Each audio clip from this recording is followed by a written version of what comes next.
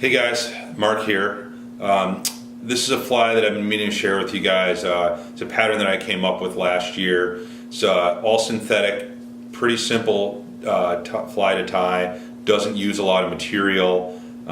What I really like about it is that it creates a really nice profile, great baitfish imitation that you can use to imitate herring or mackerel.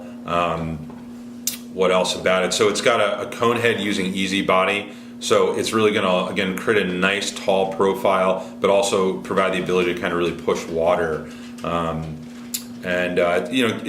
about 7-8 inches in length from the hook eye to the very end. It uses the material very efficiently because we're just doubling over full lengths of EP game change fibers. And it's a size 3/0 hook. I'm going to go over all the materials for you here in a second. Don't have a name for it, kind of just calling it Feaux Bulkhead for now. But I hope you guys enjoy this. It was a really good fly for me last year. Had the highest hookup rate, so hopefully you guys will try it out and see for yourself. Thanks. So I'll kind of go through some of the materials we have for it. To start with, got a 3/0 Mustad 007 hook. We're going to use some kinky fibers for the tail, which I tie in really as a way to prevent fouling with the fibers that will be on top. Also going to add in some of this crinkle mirror flash. We are going to also, sort of for the underbody, we're going to use this EP sparkle brush, which is 3 inches wide, and they're calling this one Pearl Magic. And we've got two different fiber blends. This is the EP UV Game Changer blend. They're calling it Shrimp Tan. And then we also have this other version called Electric Chartreuse. Again, these are both the new EP Game Changer blends. And then I'm also going to use size 6 3/8 inch eyes for the front, as well as a 1/2 inch pearl easy body. So with that, we'll start get going. I'm also going to be using some of this Vivus GSP for this fly as well.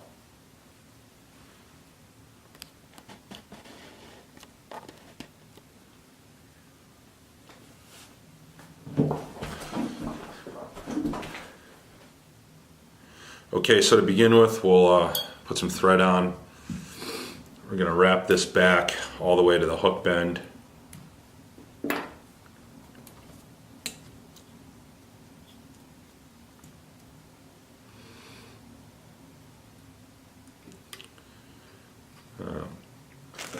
Next, we're going to take some of these kinky fibers.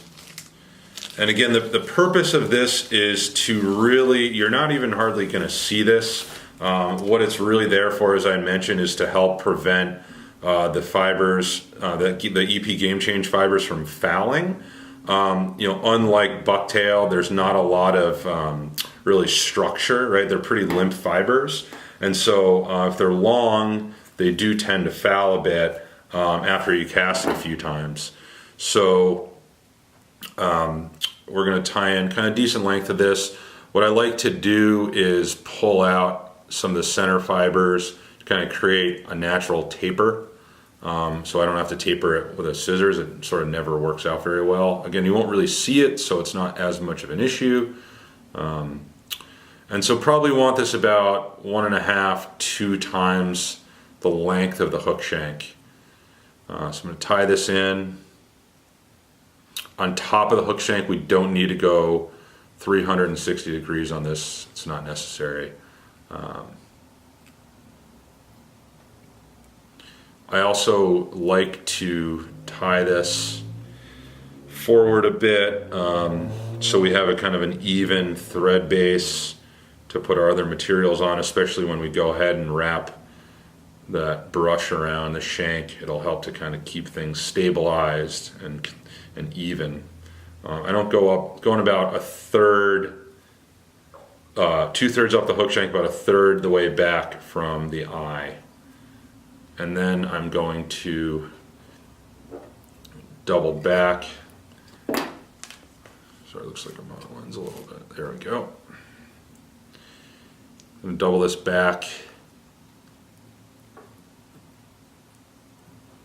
making sure we're staying right on the top of the hook shank. Kind of hold it tight, pull back, and we're back at the bend. Looks pretty good. Sometimes I like to do a couple, like one good loop underneath to kind of keep the fibers up on top of the hook shank and just anchor that in. Now this is a fairly important step. So as I mentioned, I do this to prevent fouling. And so in order to do that, I use some UV epoxy and I put it right into these kinky fibers, and I want to apply it so that it's at least kind of the hook gap length behind the bend of the hook. That's going to prevent it from getting into that hook gap and kind of fouling up around the hook. So I apply it not too liberal, just kind of a little bit in there. Pull it pretty good so it's nice and tight together, and hit it with the light. So as you can see, this kind of creates some rigidity back here, allows those EP fibers to anchor onto it to prevent it from fouling. Okay, next I'm going to tie in some of this crinkle flash. Going to do it on both sides of the hook shank, not on top, probably about, I don't know, 4 or 5 pieces on either side. Same as earlier, I really do like to kind of pull out some of the fibers so that way they're not the same lengths. Kind of creates a nice natural taper. Got that. And this will go the same length as those kinky fibers. We'll tie those in on both sides.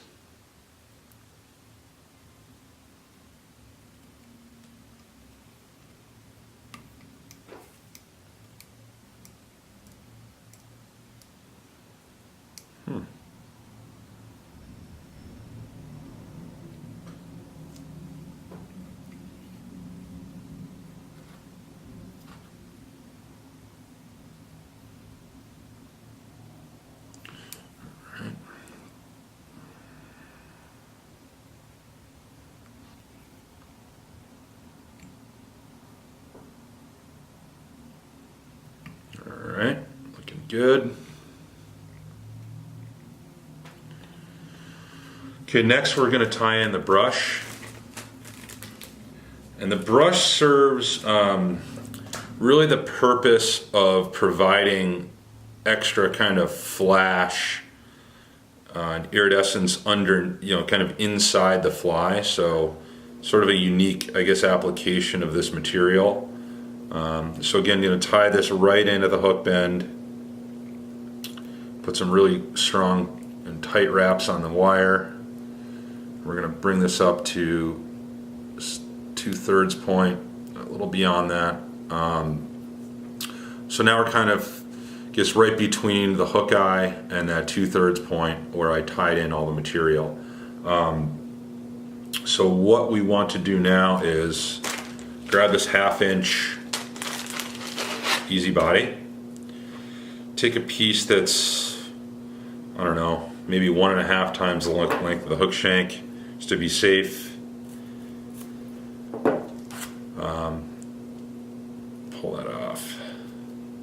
One thing that I tend to do too is, you might be able to see it, but let's see if I can show you, but there's these kind of little threads that are inside the tubing. I try to pull these out.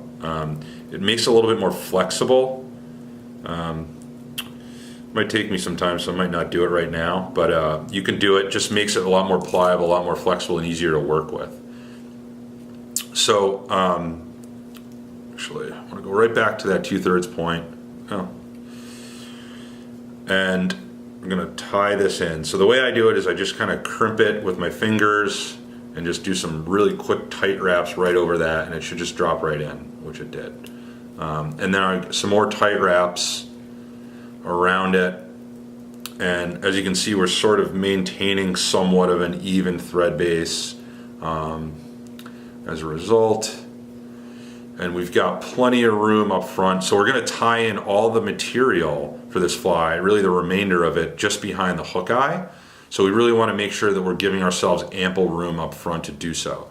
So once that's tied in, I'm gonna do a quick little whip finish so that way I can palmer the brush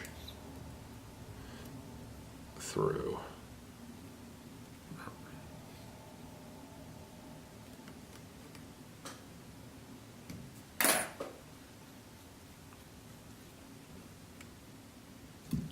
Okay, so the key to doing this is you want to kind of wet my fingers and I brush all the fibers back. So they're all kind of pointing backwards. It's going to allow this to really kind of sit well as you go, and it's not going to, we're going to have to kind of pull out the fibers that get kind of caught on each other, and this way it's kind of minimizes that effort a bit. And so you're not tying down all the fibers, they'll end up kind of laying on there nicely. So don't need to go too tight with the wraps, you know, we're not really trying to build bulk here, it's really just there to have more of a visual effect, kind of flashy effect. That's fun. Oh, that's new.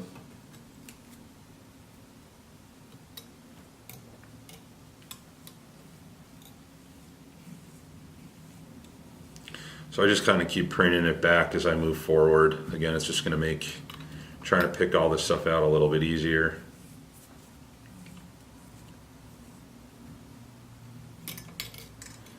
Okay. Rotary vise does not want to play along here. It's just too long. Probably could have used a lot less easy body. I think that's the issue, but all right. Okay, we're at a point where we can tie off the brush.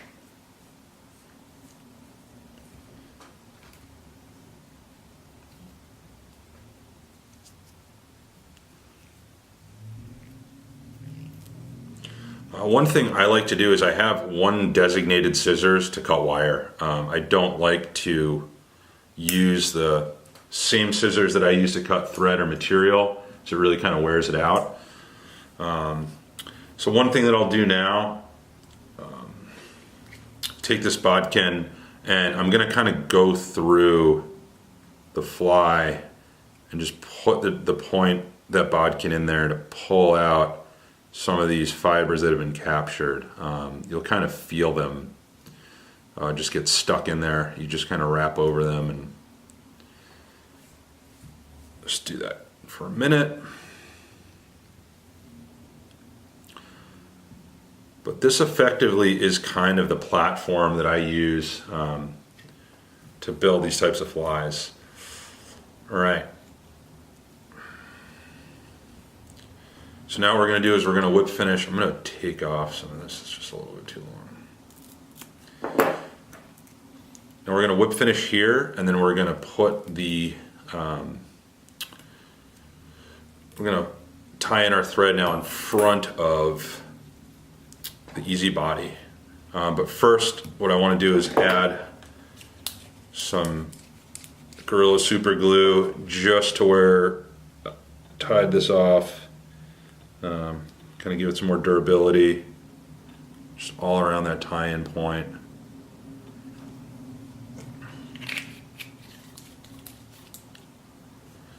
Okay. So now what we're going to do is kind of like a sock. We're going to push this easy body all the way back to expose the front of the hook. Really, you kind of want, you want the easy body to almost end where the hook point begins. And so I'm going to have to cut off a little more of this to accomplish that. I think that should do it right there. Okay. So where were we?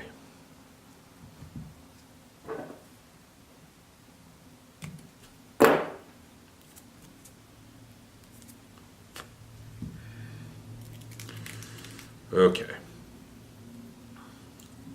Similar to how we put it in the first time, kind of really got to pinch down on that material and just kind of let your thread do the work for you. It's not always pretty, to be honest, but once you capture it, it's best now to really put some pressure on and just really wind that thread back as much as you can,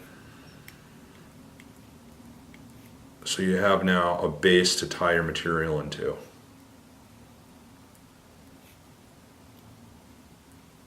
And that's pretty good.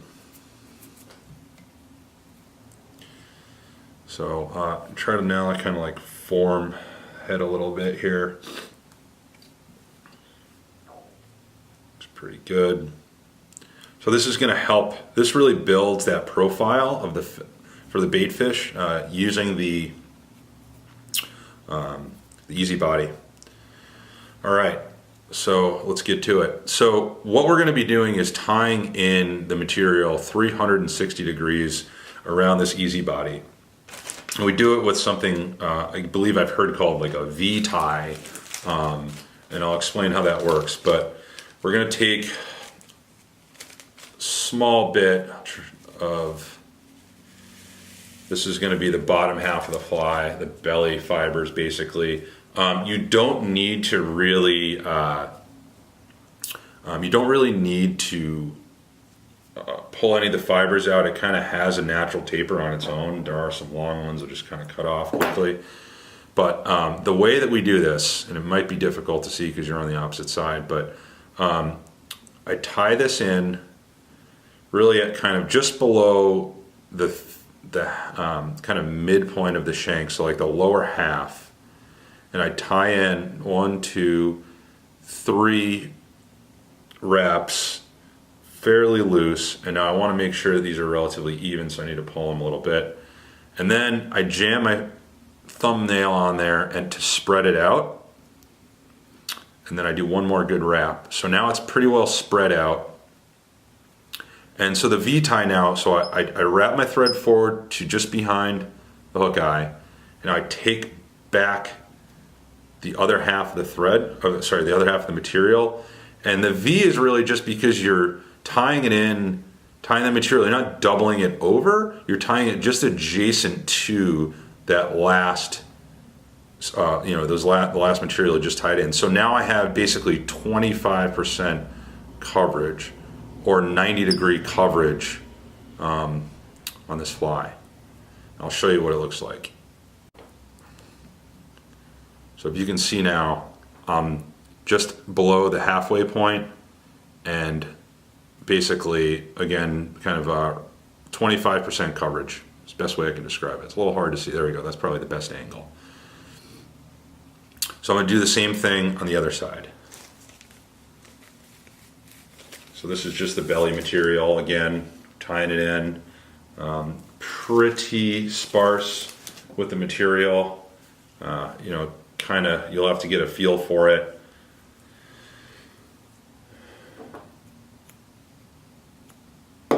Again, don't need to really do any tapering. The material sort of tapers on its own. So again, a couple, like 2 or 3 fairly loose, medium tension wraps just at the side of the hook. Make sure your fiber lengths are the same, material lengths are the same. Pressing down with your thumb to kind of flare it out. Maybe one or 2 good wraps just behind the cone, and then and then bring your thread forward toward the hook eye, and then V-wrap back the material, putting some tension on as you do it. Getting away from here. And again, kind of pressing with your thumb, be able to spread this stuff out.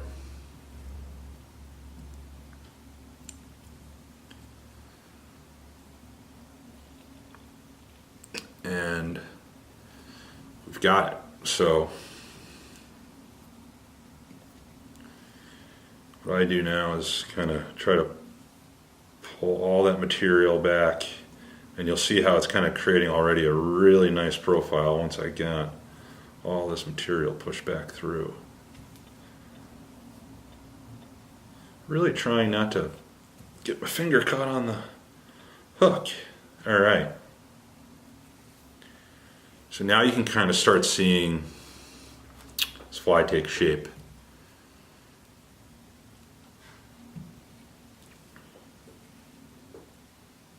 All right. Now we're going to do the same thing on the top with the chartreuse.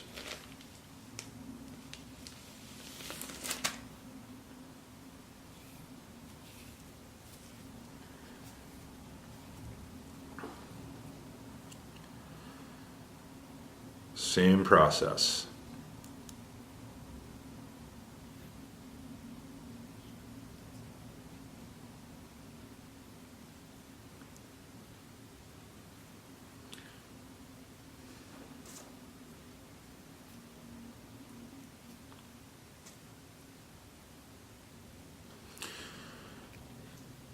Lock those in, bring your thread forward to the hook eye, V-wrap back, tension on thread.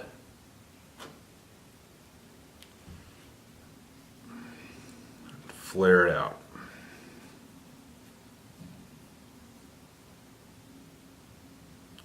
Again, so each material tie-in should cover 25% of the fly,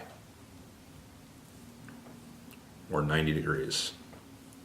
All right, so just one more tie-in point.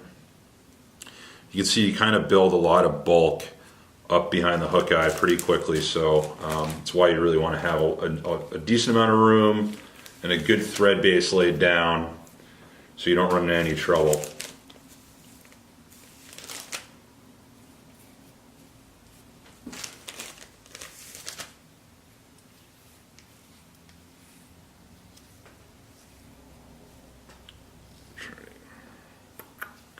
All right, last tie-in point.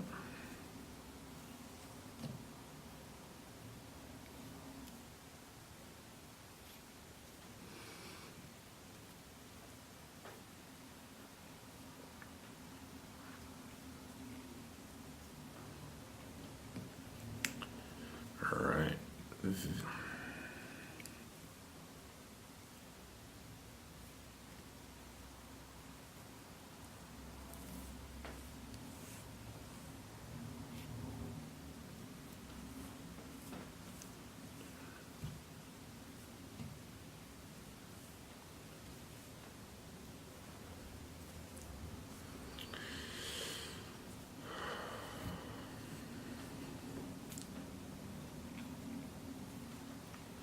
I'm going to take my brush just to make sure all these fibers are kind of pretty evenly laid out, which they look.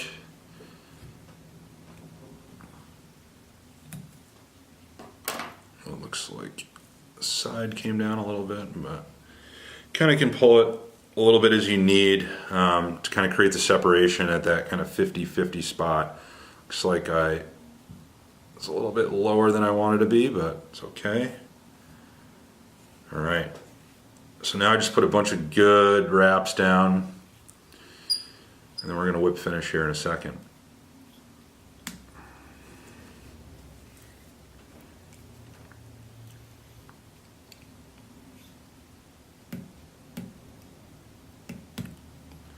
Okay, tying portion of the fly is done. I'm going to add some UV epoxy, cover all those thread wraps.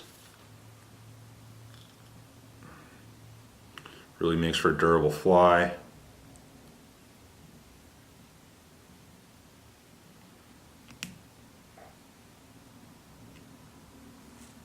Let that soak in a second, just rotate. To rotate the vise, let that set in.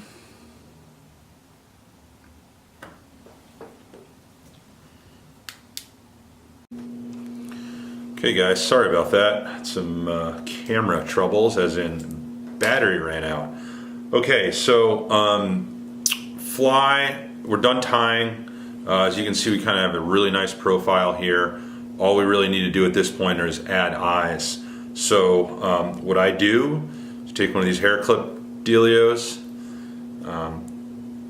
grab all the material just behind the bend of the hook. So now you have all of the material kind of flush along the cone head here that we built. And so I'm going to take the eyes. I like to use a little super glue to just ensure good adhesion, and I apply them right to kind of just before where the cone head ends. You'll be able to see that obviously when you tie the fly, but maybe a little hard on camera. So add super glue.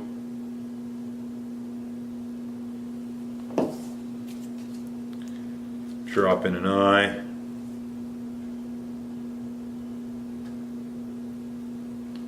Apply pressure just for not too long.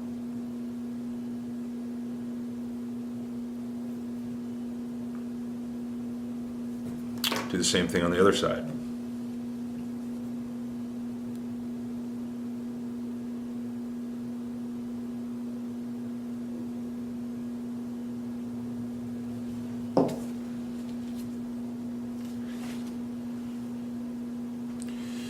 Okay.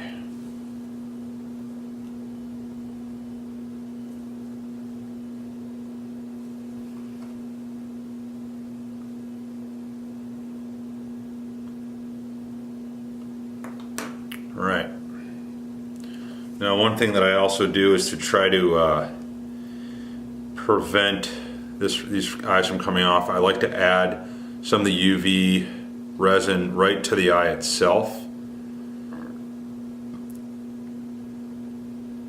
And then I kind of bleed the resin up toward the eye of the hook, kind of making a strip here. It just kind of keeps everything together, makes a more durable fly. It's almost like tab eyes,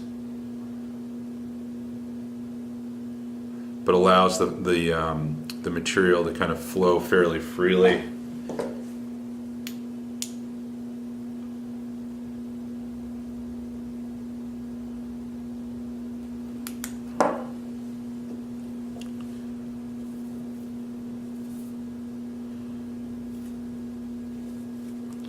Guess I need some new resin. There we go.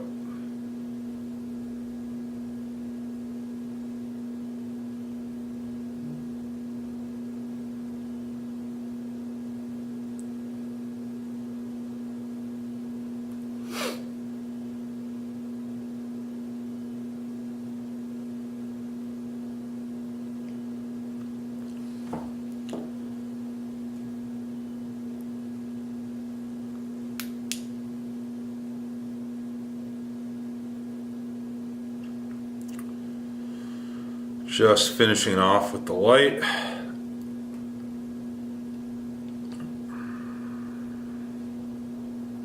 We're done. So there's the finished product. Nice looking baitfish. I guess this being a mackerel version, I've never done it, but probably will put some lines on the back. Going to make it look more natural. So this could be the mackerel version. I also have the herring version here I can show you, using some different materials, but using some black kind of flashy material for the top. So again, you can do a lot of different things with this, basically large baitfish patterns. I hope you guys enjoyed. Thanks.